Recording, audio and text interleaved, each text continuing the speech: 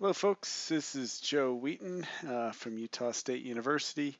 We're in Module 5, and we're going to be talking a little bit about the consultation and permitting process with low-tech process-based restoration. About as high-tech as it gets with low-tech is what's shown in this picture. That's a hydraulic post-pounder. Most of the work that is done with low tech is done by hand. This is the sort of stuff that's done with buckets, shovels, um, and loppers. And so that puts it into a different realm when it comes to consultation and permitting. And we're going to base this little talk and the following discussion off of a section of the implementation chapter in Design 6. And I actually I like this picture because one of our good regulator friends is actually in this as part of the workshop building a structure. So what we've got is a process, and it's important to talk about consultation first and recognize that it's not your job as the practitioner, as the designer, as the applicant, or the representative of the official applicant to decide that, yeah, you need a permit. Your job is to go through the consultation process and let the regulator tell you that, or regulators. And so what we have is a consultation that can be a formal or informal inquiry.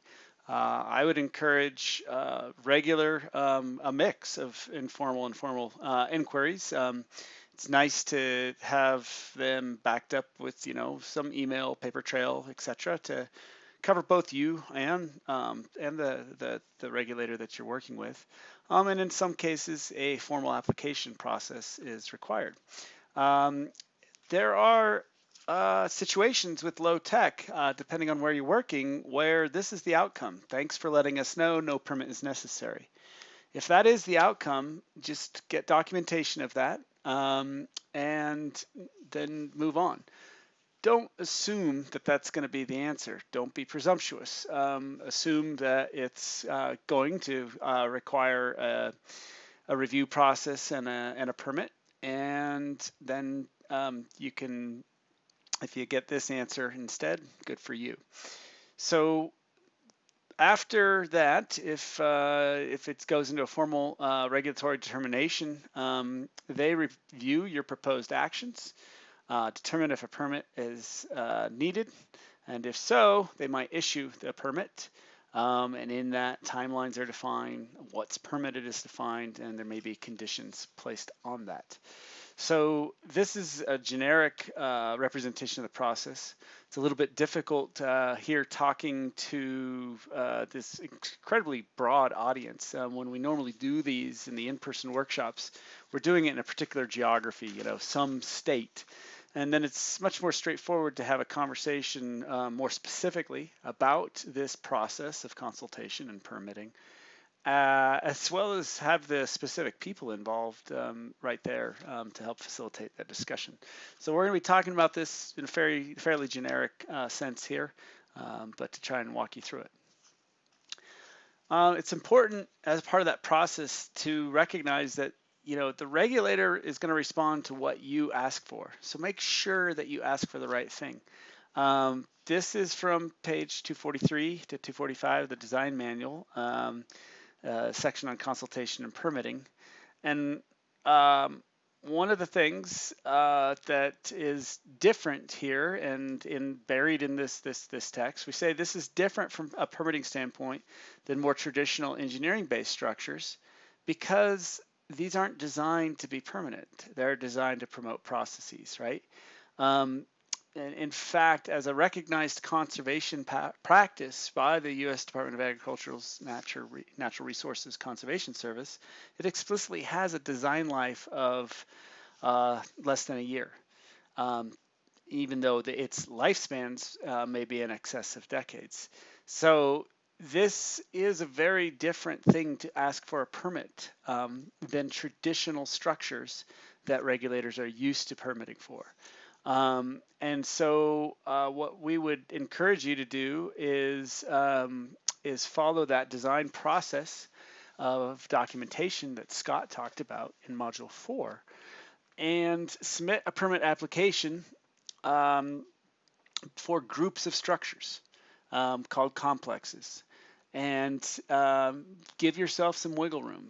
Give the regulator wiggle room. If you ask them for a precise permit, give me a permit for 13 structures, and you build 14, now you've got a problem. If you ask for, I'd like a permit for 5 complexes, this complex is going to have, 4 plus or minus 2 structures. This one's going to have 8 plus or minus 3 structures, et cetera, et cetera. You're building in wiggle room for yourself and for them. You still need to provide the documentation so that they can evaluate what the potential impacts of your actions are. So why is permitting so variable from state to state? And I'll just apologize for folks from other countries watching this. There are actually similarities. I don't have really any experience with this in Canada, a little bit of experience with this in the United Kingdom. But there's different jurisdictions is the answer to this question. In the U.S., the Stream Restoration Design National Engineering Handbook, Part 64, there's Chapter 17 has a permitting overview.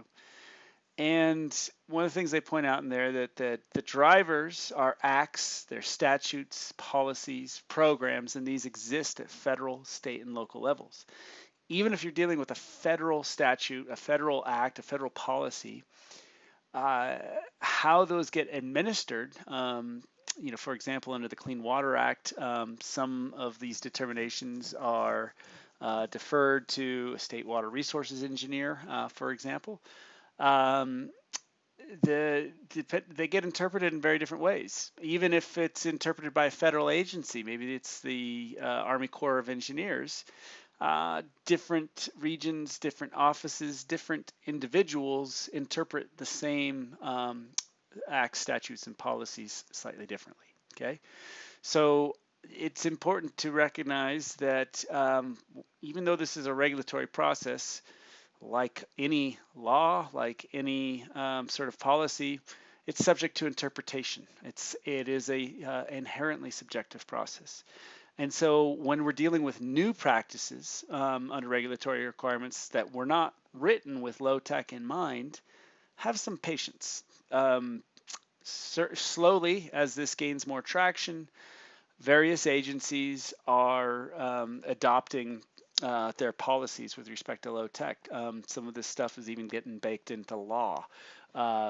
So here are some of the national acts to be aware of. The National Environmental Policy Act, the Endangered Species Act, National Historic Preservation Act for archaeology and anthropogenic value, Wild and Scenic Rivers Act, Fish and Wildlife Coordination Act, the Clean Water Act, the Rivers and Harbors Act, the Fisheries Conservation and Management Act, local and state water quality permits.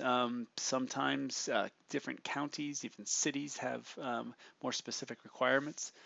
Water rights, which are typically administered at a state level, the National Flood Insurance Program, local and state flood permits, local zoning permits. So you can read through that list and get yourself all worked up like, oh my gosh, this is going to be really, really difficult. This will add to that anxiety. Non-exhaustive list of agencies to consult with. This is also out of the manual. Army Corps of Engineers at the federal level, Fish and Wildlife Service, NOAA, particularly if you're dealing with whether anadromous fish or whether you're dealing with other native fish, non-anadromous, etc. National Environmental Policy Act if you're working on federal lands or on a project under federal, it's being implemented by a federal agency. It's subject to NEPA, okay? These different acts and how these are interpreted, there's lots of different and discrepant precedents that are being set. For example, under NEPA, we have worked with the Forest Service, with BLM, with NOAA, with the U.S. Fish and Wildlife Service, and in some cases, low-tech projects are category. You can receive a Cat X and be and so you can also have a determination of no impact. In other cases, they need to do full NEPA and an environmental assessment. So that decision is something that's made locally in that context. There are certain states that you may work in. So, for example, California has CEQA, California Environmental Quality Act.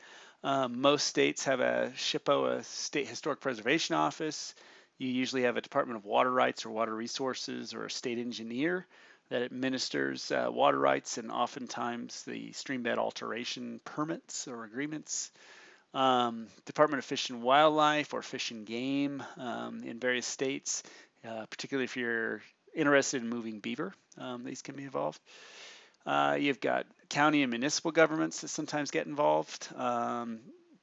And then, state departments of lands, SITLA, school trust lands, etc., or ecology. These,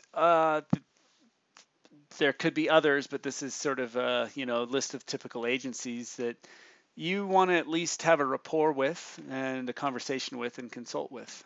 Again, remember, you can have that consultation and it can result in thanks for letting us know, but we don't care. Once you get to know the lay of the land, they get to know you, they get to know your projects, then you find a more typical pathway through. And so while these last two slides, dull as they are with lots of text, this process for a lot of projects isn't ridiculous. I mean, if we put Scott Cheverdy on the spot, I think he'd say, in a lot of cases, putting together these permit applications, it's a half to, 2-3 days at most for, typical low-tech projects. And then it's just the time it takes to check in and follow up and see that application through. A little bit of back and forth. So typically this isn't an onerous process. Sometimes it can get escalated into one. So one of the things that we're going to strongly recommend to all of you is just have some empathy for the regulators that you're working with. Most of them are working in offices where they're understaffed. Everybody wants it yesterday, and they're dealing in this case not with a cut and dry. This is the same old thing. Okay, here's how we deal with it. In a lot of cases, this is new. In some states, this is becoming easier and easier, and so it goes pretty quick, and they know how to handle it. But when something's new, it can be difficult to know exactly how to treat it. One of the best ways you can overcome that is developing a relationship with the regulator. And for example, when we go and do workshops in different states and areas, we try and invite those local regulators to those workshops to hear from them about their perspective, their concerns, and get them building some of this stuff, because then that creates an understanding of what is trying to be accomplished. So here's some tips. They're kind of common sense, but they're worth saying. Understand the intent of the governing regulations, right? So that laundry list of acts and regulations, you don't have to read every line and be, a legal scholar or expert on it, but, understand what it's trying to do. What is it concerned about, okay? Put yourself in the shoes of the regulator. It's just like if you're going to put together a funding application, who's going to review this? Make their job easy and understand from their perspective what it is that they're looking at. Establish some rapport with your regulators and earn their trust. And communicate regularly and clearly. be realistic about the timeframes. Don't put the regulators in unfair situations where just because you didn't do your job and plan ahead, or you had unrealistic expectations, that you're creating a crisis or an emergency. You want to have a rapport and trust so that if you really need a favor, that you can call that in to get something expedited. Don't make that standard practice. Don't always expect to be put on the top of the pile. It's not fair. Ask to permit for complexes, not structures. It's going to make your job easier. It's going to make their job easier. Even if a permit is not required, let the regulator make that decision. We mentioned that. Seek permits for staged implementation and maintenance if possible. So if you are getting into a process where a permit is going to be issued, see if it's possible to issue that to include multiple stages, or if they prefer it to be broken out. That's not something that you have to go in with a strong opinion on. Just talk to them. What's going to make this easier from their perspective and your perspective? Getting one permit that covers you for 2, 3, 4 years. Some states, some agencies can do that. Others can't. Some say no. The permit process can be pretty easy, and we'd like to see it. And see where you're at. And then attend local permitting workshops, or try and set one up. It helps build a community. And we have to recognize that the regulators have a job to do to enforce those laws. They're not there to be obstructionists. And if we can bring them in as part of this community that is fundamentally concerned with trying to improve the health of riverscapes, then there's a shared goal there. Okay, but respect the job that they have to do. So in module, help me out, 4, the design at the complex scale was articulated. Scott Shverdian talked about this. It's also, this is a little excerpt of that from page 20 of the Pocket Guide. And what we said was the recommended minimum design package consists of a project scale map, which shows all the riverscapes and basically where the complex locations are. And then one map for each complex that shows the hypothesized zone of influence. Really, it should be showing that relative to valley bottom and recovery potential. But that hypothesized zone of influence, and then the structure types and approximate structure locations therein. Then you have a table for the complexes. How many structures, where they are, what they're trying to do, and some typical structure schematics. That's the sort of standard of practice that we're pushing in the design manual.